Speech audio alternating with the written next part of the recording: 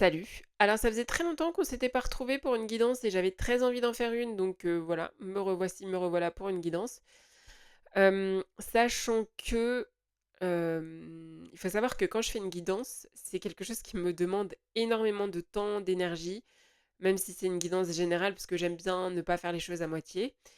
Et je peux pas écrire toute la... parce que c'est quelque chose qui fatigue. Donc si je fais d'un coup, en général, je fais jamais les guidances en enchaînant, sinon je peux le faire, hein, mais ce serait très rapide, très court et sans intérêt à mon sens.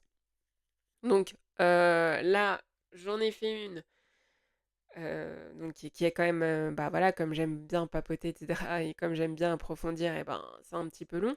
Donc ce sera une vidéo par tas. Voilà. Bref.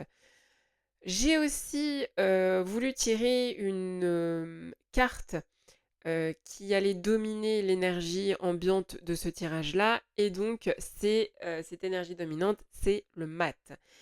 Et comme je le disais sur mon post, si tu l'as lu, que ce soit sur Facebook ou Instagram, le mat, je te relis ce que j'avais écrit, mais le mat me dit que beaucoup veulent repartir à zéro, un peu en mode j'appuie sur le bouton reset pour un nouveau départ. Sauf qu'on n'efface pas le passé, entre guillemets, donc je l'ai mis entre guillemets parce que pour moi, le passé, le présent et le futur ne font qu'un, mais ça c'est encore un autre... c'est encore une autre histoire, mais d'où le fait que j'ai mis le passé entre guillemets.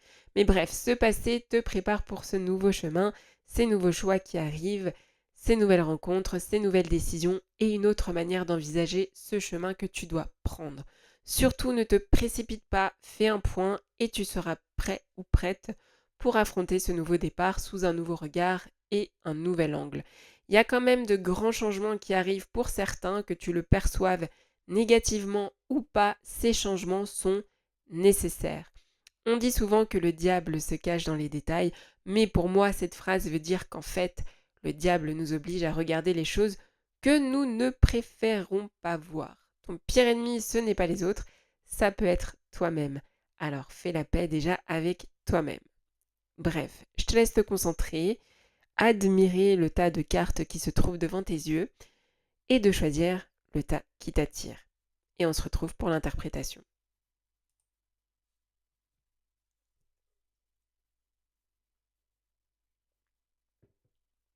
C'est parti.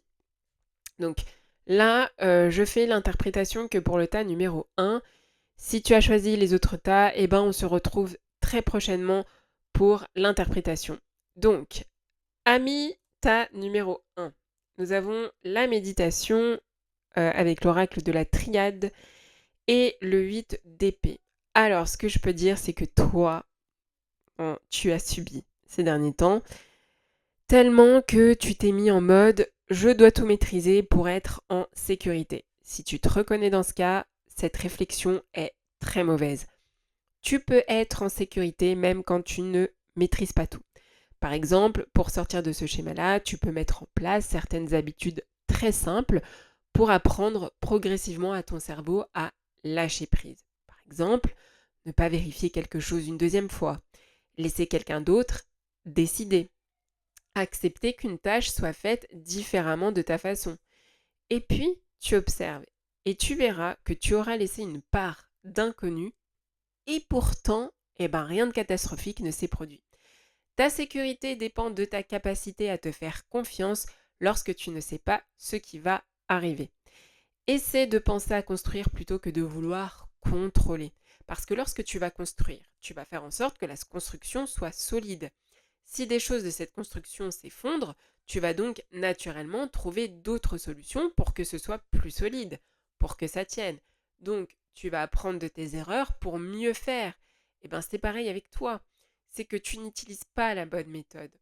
On voit aussi que tu as depuis quelque temps une ambition pour un projet et sache que tu as cette possibilité de le réaliser. Alors, ce ne sera pas facile, mais ce qu'on me dit, c'est que pour ce projet, il faudra que tu apprennes à gérer ton argent, de comptabiliser les ressources que tu as et de bien comprendre les responsabilités que ça va engager.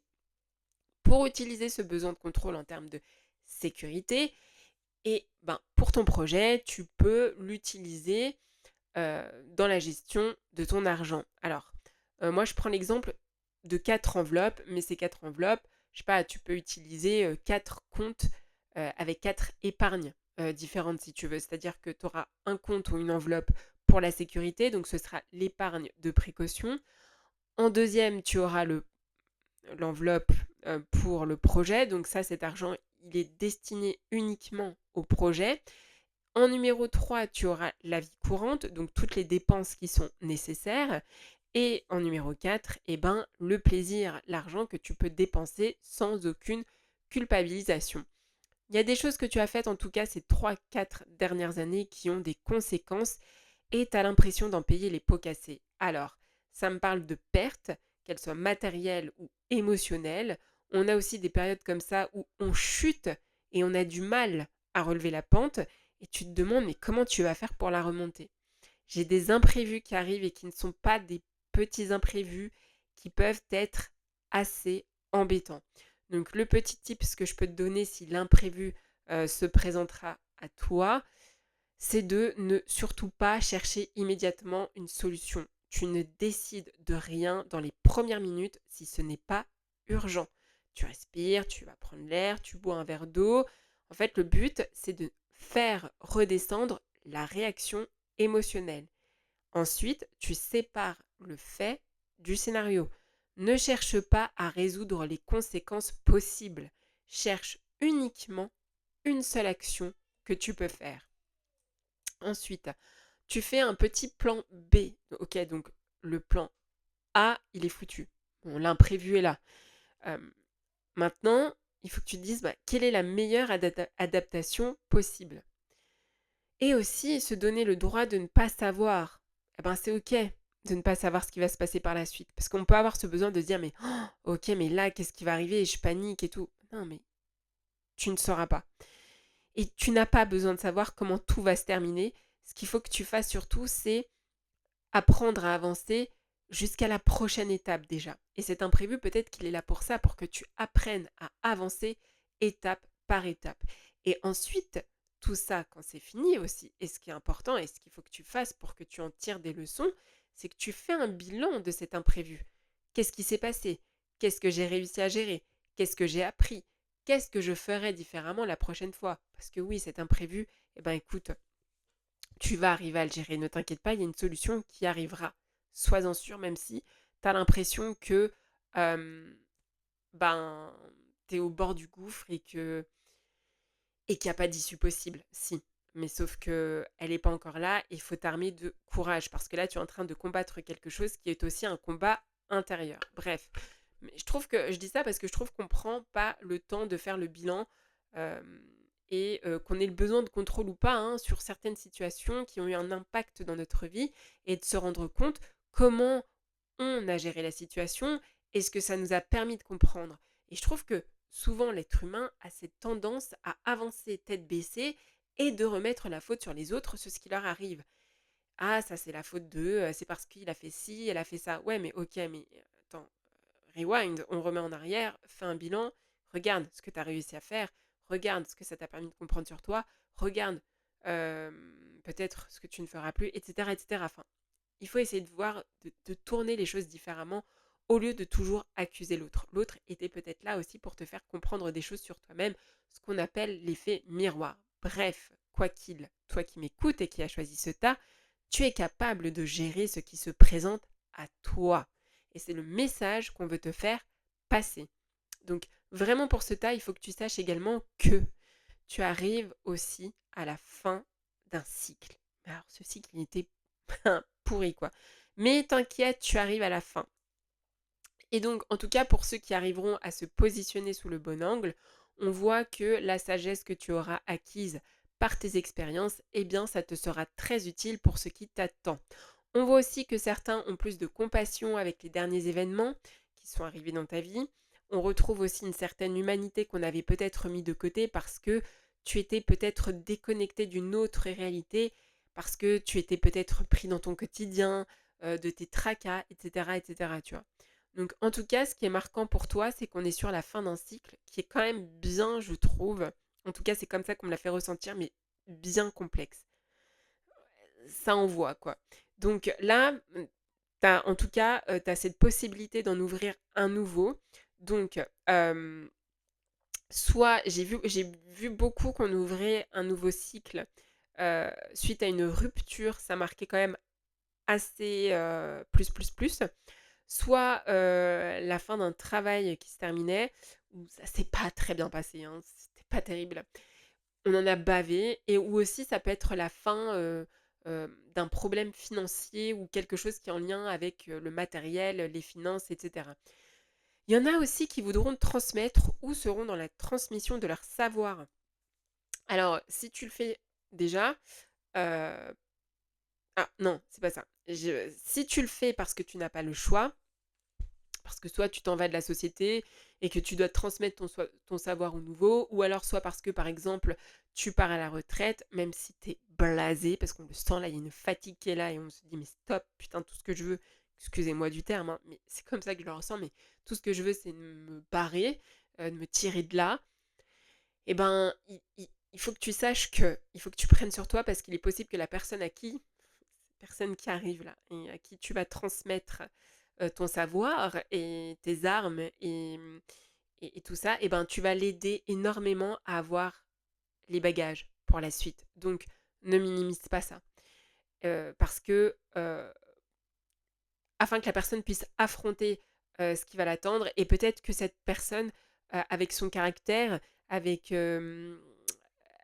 avec comment dire, sa nouvelle vision, et ben peut-être qu'elle va couper un espèce de schéma récurrent qui se passait en fait, hein, et qui n'était pas forcément bon.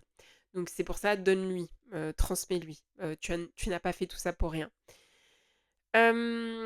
Donc ça peut vraiment changer une vie. Moi j'appelle ça l'effet papillon. Voilà. Donc bref, une transmission quelle qu'elle soit n'est pas à prendre à la légère, parce qu'elle a vraiment, vraiment, vraiment son importance.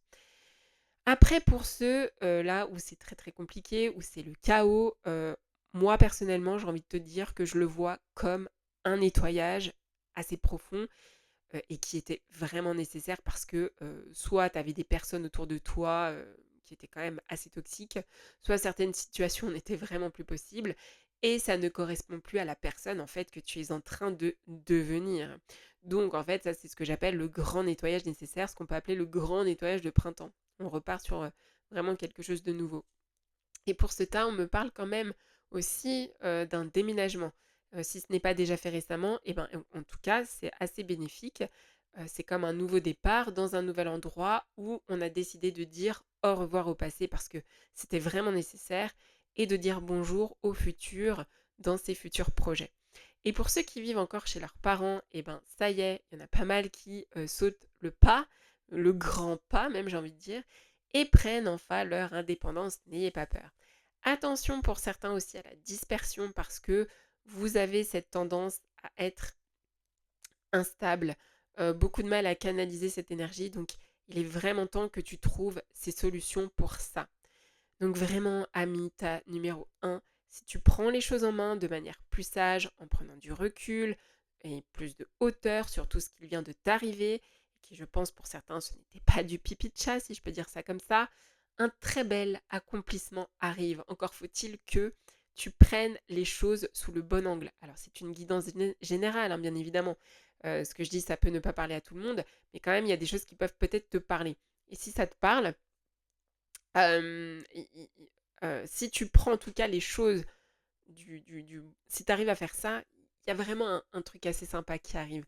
Par contre, si tu restes toujours dans ce même, comment dire, ces mêmes schémas, si tu n'arrives pas à prendre ce recul, si tu n'arrives pas à retirer, enfin à tirer les leçons du passé, malheureusement, tu risques de rentrer dans un nouveau cycle qui risque d'être aussi bullshit, et tu vas dire, mais putain, ah, je croyais, on va arriver en 2027 et tu vas dire, ah mais merde, je croyais que 2026, euh, je sens que 2027 ça va être bien. 2026 c'était tellement pourri que 2027 je vais voilà, il va se passer des bonnes choses, ou je le sens bien. Bah non, en fait, si tu restes toujours dans les mêmes schémas, que t'as pas tiré les leçons du passé de ce qui s'est passé en 2026, tu vas te retrouver dans la même catastrophe, même peut-être en pire, si tu prends pas le recul nécessaire et si tu ne tires pas des leçons, voilà, de tout ça. Donc c'est important. Et en plus, tout ça, ce sera ta victoire. Ta victoire.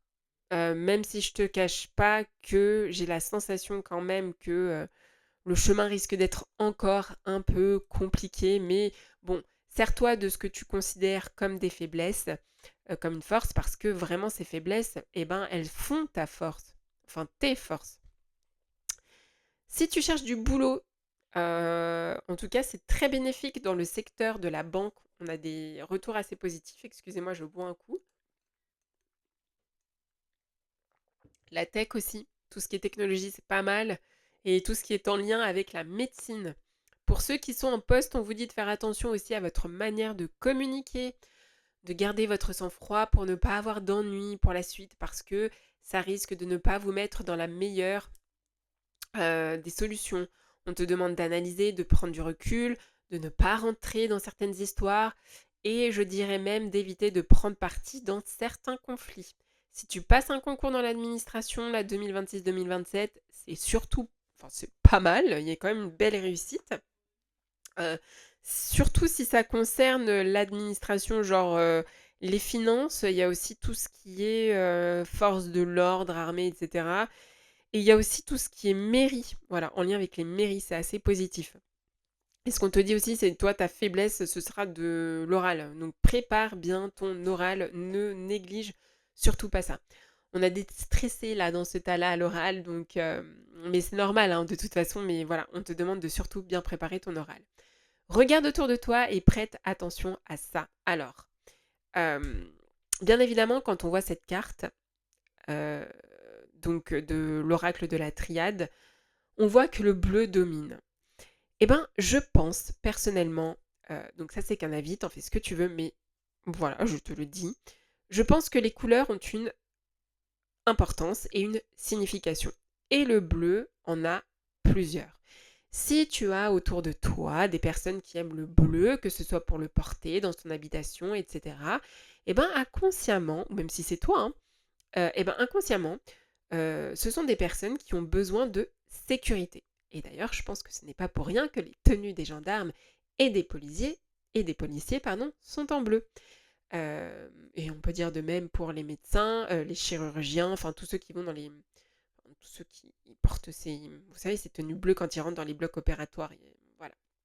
Et ben, le bleu quand même, c'est intéressant parce que là aussi, on pourrait rentrer un peu dans tout ce qui est enfance, etc. et ce besoin de sécurité d'où il vient. Mais voilà, c'est encore un autre sujet. Mais voilà, tu peux t'y pencher parce que si ce bleu ressort et domine, ce n'est pas pour rien. Parce que souvent, en plus, ce sont des personnes qui veulent dire ok, je maîtrise la situation, je sais où je vais dans ma vie.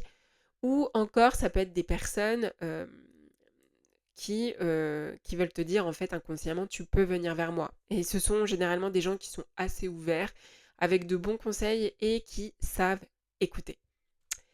Alors, juste pour l'anecdote, il faut savoir que, enfin, je trouve et j'ai l'impression, alors peut-être que je me trompe, mais ça c'est ce que je remarque, c'est que les couleurs, enfin, on aime les couleurs, mais ça change avec le temps. Et moi, je peux prendre l'exemple avec mes enfants. Euh, Par exemple, mes enfants, arrivés à un certain âge, bah, ils ont toujours aimé des couleurs différentes, mais arrivé à un âge, genre vers 5 6 ans, et ben c'est le rouge. Pour les deux, c'est le rouge. Et en fait, c'est marrant parce que je me dis, bah le rouge, il y a quand même le rouge au-delà de la colère, etc. Il y a aussi ce truc de pouvoir. Et c'est l'âge où ils commencent à s'affirmer, aussi à dire bah, je veux ci, je veux ça, ça me plaît pas. Enfin, et ils sont dans cette espèce de prise de position et de pouvoir euh, avec nous aussi en tant que parents. Et voilà, donc je trouve ça rigolo parce que selon les phases de nos vies, on peut aussi aimer une couleur et finir par la détester aussi. Et puis des fois, on détestera une couleur pendant toute notre vie parce que il peut y avoir un trauma par rapport à ça ou il y a quelque chose d'inconscient. Enfin, voilà. Mais je trouve ça très intéressant. Donc le bleu n'est pas anodin à mon sens pour ceux qui ont tiré ce tas. Il peut être intéressant aussi de comprendre. Ah oui, j'ai noté ça, mais c'est ce que je te disais en fait, qui peut être intéressant si c'est ton cas. Si tu n'aimes pas le bleu et que tu as choisi ce tas, j'ai envie de te dire, penche-toi sur ça. Euh, Ça peut être assez intéressant de comprendre pourquoi tu n'aimes pas le bleu, mais ça, c'est à toi de faire ce travail-là. Côté sentimental, eh ben, les amis, numéro un, on est sur un choix là, hein, et puis pour d'autres, il y a des vérités qui vont sortir.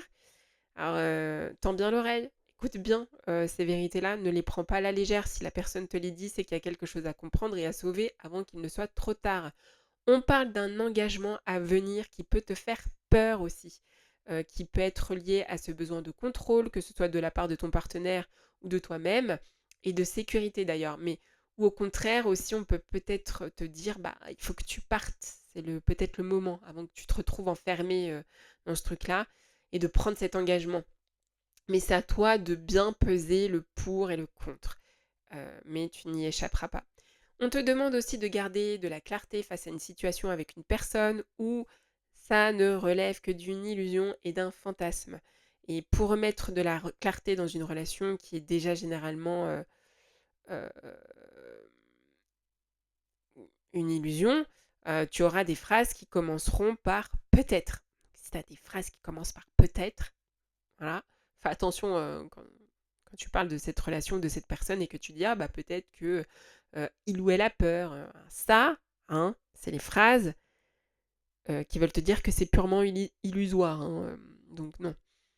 Et un petit tips simple, c'est que tu enlèves les peut-être de tes phrases, regarde ce qu'il reste de ces phrases et tu utilises les faits. Et tu as les réponses à tes questions.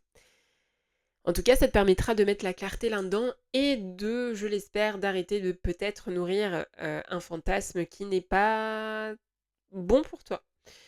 Il y a quand même pas mal de séparations pour CETA, hein, malheureusement. C'est assez dominant. Donc, bon, quoi qu'il en soit, voilà. Il y a quelque chose en tout cas où faut prendre de la distance parce qu'un cycle se termine. En tout cas, c'est comme ça que je l'interprète.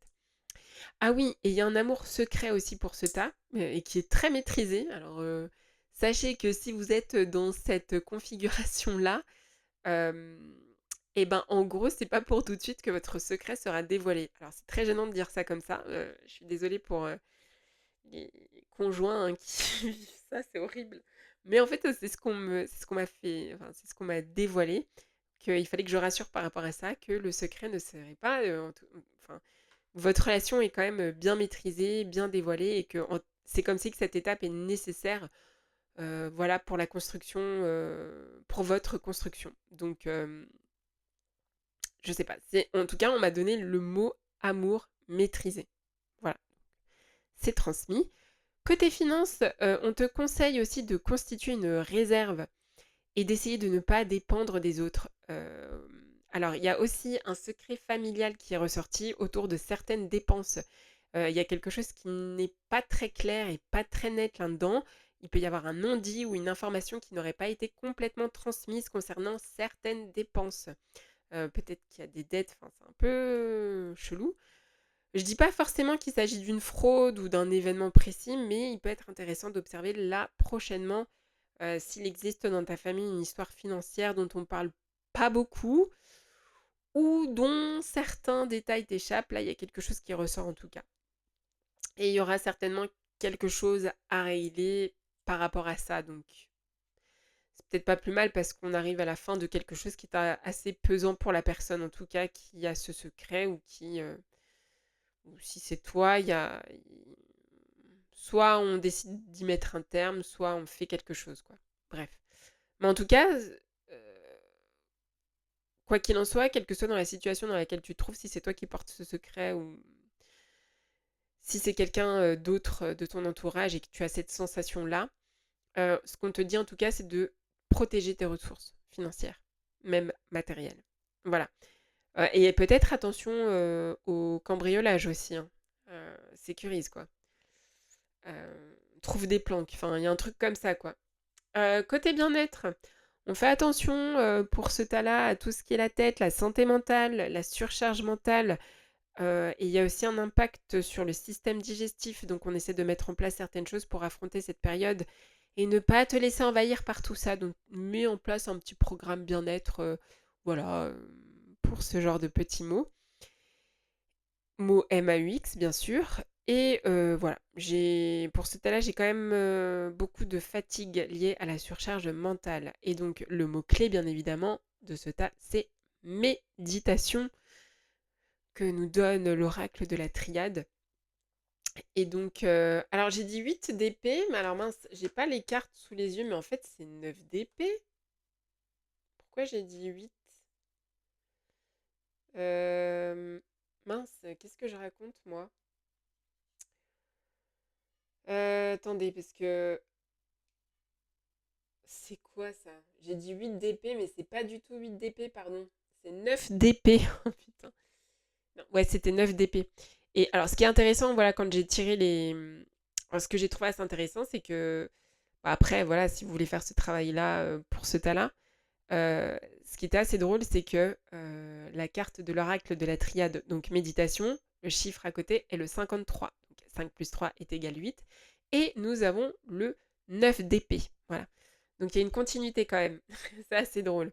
Et surtout, ce qui est encore drôle, encore plus drôle, c'est que vous, l'énergie dominante, c'est vraiment le mat parce que si tu fais 8, 9, enfin si tu fais la suite logique, 8, 9, 10, 1 plus 0 est égal à 1, et ben même si le mat n'est pas le chiffre 1, il est quand même dans le commencement.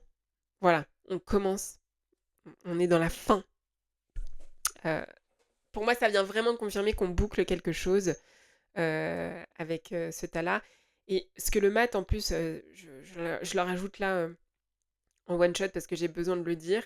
Mais ce que là, on veut vous dire aussi pour ce tas-là, c'est que, et ce que te dit la carte du mat aussi, hein, c'est que euh, tu vas partir plus léger. En fait, le but, c'est de partir plus léger dans ce prochain cycle et de te débarrasser de tout ce qui était lourd pour toi.